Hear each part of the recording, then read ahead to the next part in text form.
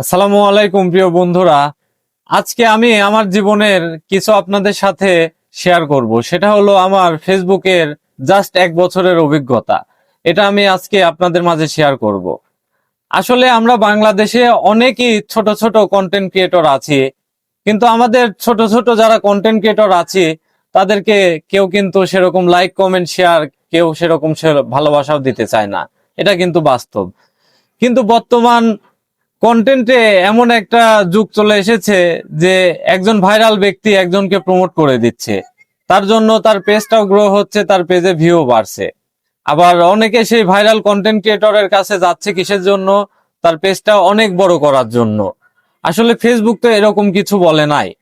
তো আমার অভিজ্ঞতা থেকে আমি দেখলাম একটা জিনিস, যে নিজের বানানো যদি আপনি কন্টেন্ট ভিডিও দিতে পারেন, তাহলে আপনি অন্তত ভাইরাল হতে আপনার সময় লাগবে না। আর আপনি যে প্রমোট করতেছেন একটা মানুষের কাছে গিয়ে, আবার আরেকজনের কাছে গিয়ে আপনি ভিডিও বানিয়ে আপনার পেজটা গ্রো করতেছেন, এটা কিন্তু একেবারে ফেসবুকে বলা নাই। এবং আমি নিজেও প্রমোট নেওয়ার জন্য একজনকে 300 টাকা দিছিলাম, নাম বলবো না, আপনারা হয়তো বুঝতে পারছেন। কিন্তু সেই 300 টাকা আমি রিটার্নও পাইনি, আমার ভিডিও পাই নাই।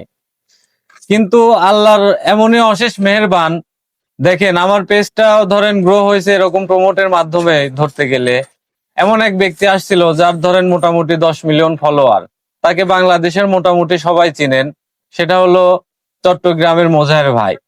তার সঙ্গে দেখা হয়ে দেখেন আমার 1 টাকাও লাগে নাই, আমার কিন্তু পেজটা গ্রো হয়েছে শুধুমাত্র তার ভিডিও দিয়ে। তার মানে তার সঙ্গে ভিডিও করছি, সে বলছে আমার এই পেজটা ফলো করতে, লাইক কমেন্ট শেয়ার করতে।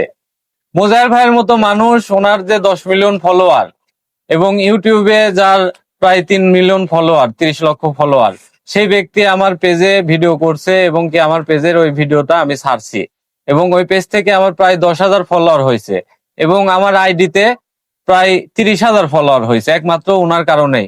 কিন্তু আমি এত কন্টেন্ট দেই, আমাদের ভিডিও কেউ দেখতে চায় না। তার মানে যে ভাইরাল তার ভিডিওটাই বারবার মানুষ সামনে যায়। কিন্তু আমরা যে ছোট ছোট মানুষ আছি, আমাদের ভিডিও তো আপনাদের দেখা উচিত। আমরা যাই হোক ছোট থেকেই তো মানুষ শিখে আর কি। এই যে বাংলাদেশে বড় বড় কন্টেন্ট ক্রিয়েটর আছে, তারাও তো আগে এমনই ছিল। তারা তো এমন ভাবেই চলতো, এমন ভাবে কন্টেন্ট করতো যা বোঝার উপায় নাই। আস্তে আস্তে হয়তো তাদের ঠিক হয়েছে, আমাদেরও হয়তো আস্তে আস্তে এমনটা ঠিক হবে ইনশাল্লাহ প্রিয় বন্ধুরা।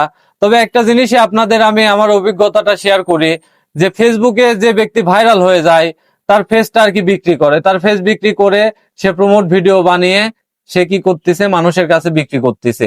আমি হয়তো নাম বলবো না, আপনারা কেউ খারাপ দিক নেবেন না। এটা এটা হয়তো আপনি ভাইরাল হয়েছেন, এটা আপনার হচ্ছে মেধা দিয়ে আপনি সেটা মানুষের কাছে বিক্রি করে আপনি কিছু অর্থ উপার্জন করতেছেন। কিন্তু তার মানে এই না যে একজন মানুষের টাকা আপনি মেরে খাবেন। আমার 300 টাকা মেরে খাইছেন, তাতে আমার দুঃখ নেই। কিন্তু উপর আল্লাহর তরফের থেকে মোজার ভাইকে আমার কাছে হয়তো কেউ পাঠাই নাই, হয়তো বা উপর আল্লাহর তরফ থেকে সে আসছে। তাকে কিন্তু আমি দেখতে পারছেন, আমি এখন টেকনিক্যালি ভিডিও বানাচ্ছি, এই মাঠেও কিন্তু তাকে আমি নিয়ে আসছি এখানে সন্ধ্যার দিকে। এবং আমার পাবনা শহরের মোটামুটি বিভিন্ন জায়গায় আমি তাকে ঘুরাইছি। বিশ্বাস না হলে আমার ফেসবুকে ভিডিও দেয়া আছে, আমার পেজে ভিডিও দেয়া আছে, আপনারা দেখতে পারেন। তো দেখেন এত বড় মাপের একটা কন্টেন্ট ক্রিয়েটর আমার পেজের জন্য ভিডিও বানাই দিছে, এবং কি সে বলছে যে এই ভিডিওটা অবশ্যই আপনারা লাইক কমেন্ট শেয়ার করবেন এবং বেশি বেশি করে ফলো করবেন। আর সামান্য 1,000 টাকার জন্য আপনারা 30 সেকেন্ডের ভিডিও দেন না, আপনারা 300 টাকার ভিডিও মনে হয় 15 সেকেন্ড দেন। যাই হোক, এটা নিয়ে বেশি কথা আর বাড়াবো না। দেখেন আল্লাহ যা করে ভালোর জন্যই করে। আমি ধরেন চাই না এরকম প্রমোট দিয়ে ফলোয়ার বাড়াতে। আমি চাইছিলাম যে আমি একটা নতুন পেজ খুলেছি, এই জন্য আমি হচ্ছে বিল্লালের কাছে আমি দিছিলাম, নাম উল্লেখই করে দিছি। কিন্তু সে আর আমাকে ভিডিওটা দেয় নাই, দুঃখের বিষয়।